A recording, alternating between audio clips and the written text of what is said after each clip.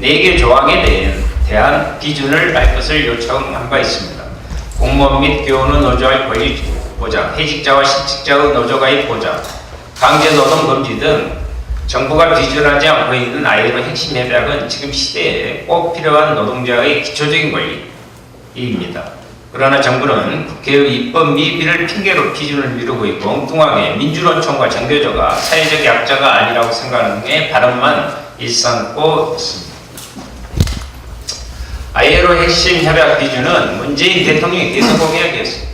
얼마 전 취임한 이재갑 고용노동부 장관이 인사청문회 당시 핵심 협약 기준을 위해 관련 법안 정비를 추진하겠다고 밝힌 사안이기도 합니다. 정부는 국회의 입법 미비를 핑계로 대고 있지만 오히려 정부가 먼저 나서서 ILO 핵심 협약을 비준하거나 또한 비준화 의사를 밝히고 국회의 관련 법안을 개정을 제출하여 개정을 촉구해도 될 일입니다. 정부가 국회를 핑계로 대지 말고 당초 약속한 대로 하루속히 ILO 핵심 협약 기준에 나서주길 바랍니다. 한 말씀 더 드리겠습니다. 지난 금요일 저와 정의당은 사립유치원법 개정안을 발의했습니다. 향후 사립유치원을 설립할 때 개인의 설립을 금지하고 법인이 설립할 수 있게 하는 것이 주요 내용입니다.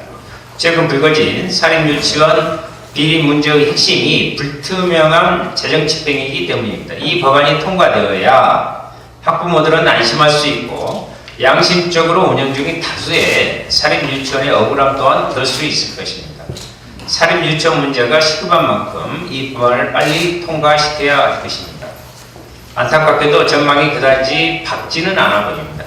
어제 국회 교육위원회 법안 소위에서는 일명 박용진 3법에 대한 논의가 제대로 이루어지지 않아서 자유한국당이 사유, 저상권, 정부 지원금 받는 다른 요양시설 등을 거론하면서 발목 잡고 있습니다. 정확히 한일종 입장을 빼다 박은 것입니다. 그러면서 자신들의 안이 나올 때까지 기다려 달라는 것인데, 아니 사립유치원 비리 문제가 터진 게 언제인데 정당이 아직까지 대안을 못 내놓았다는 말인지 묻고 싶습니다. 무능하다는 고백인지 아니면 한유총 대변인님을 자임하겠다는 것인지 한국당은 책임있고 솔직한 태도를 보여야 할 것입니다. 사립유치원 문제는 사실 오래된 문제입니다. 이왕 터진 거 제대로 해결해야 합니다.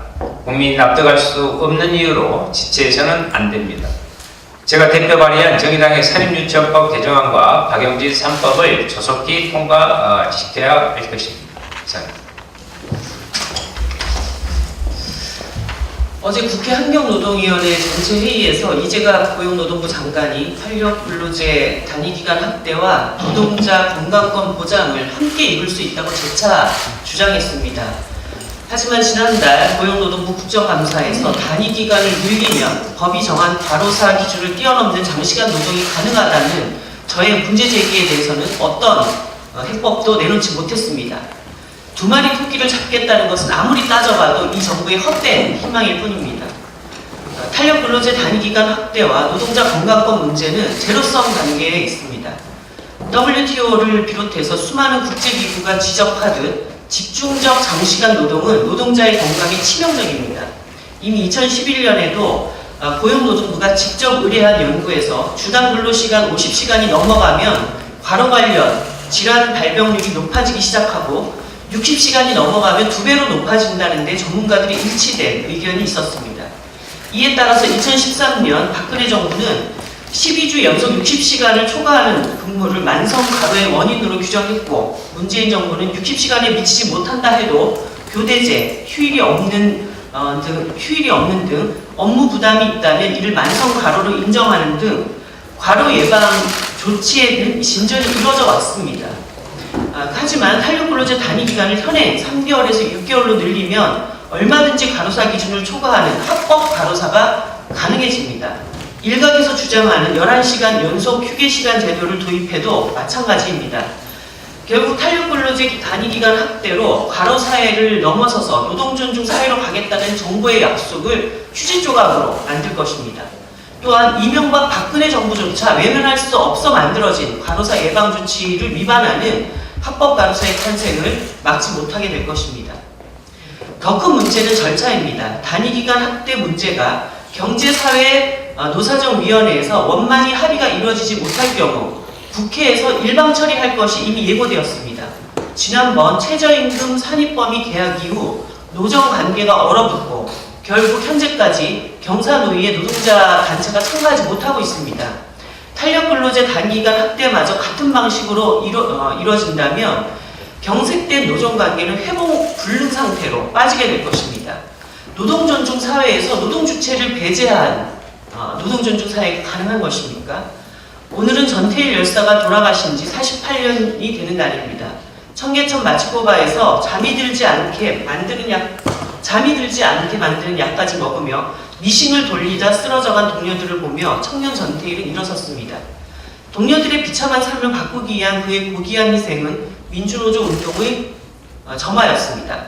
하지만 전태일 시대 청계천 마치코바의 장시간 노동은 이제 판교 IT 밀집단지와 병원, 방송 미디어 제작 현장에서 반복되고 있습니다.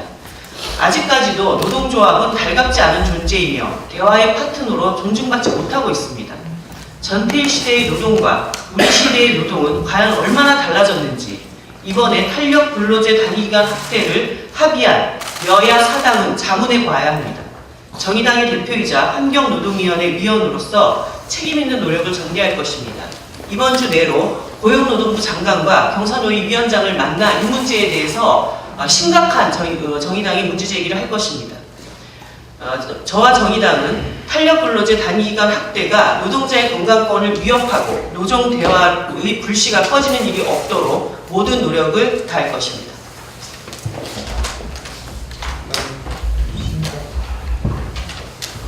예.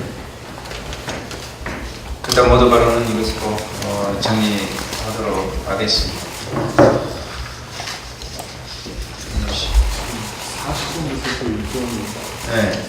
있습니다. 여기 그 법안 중에 안건이 18페이지입니다.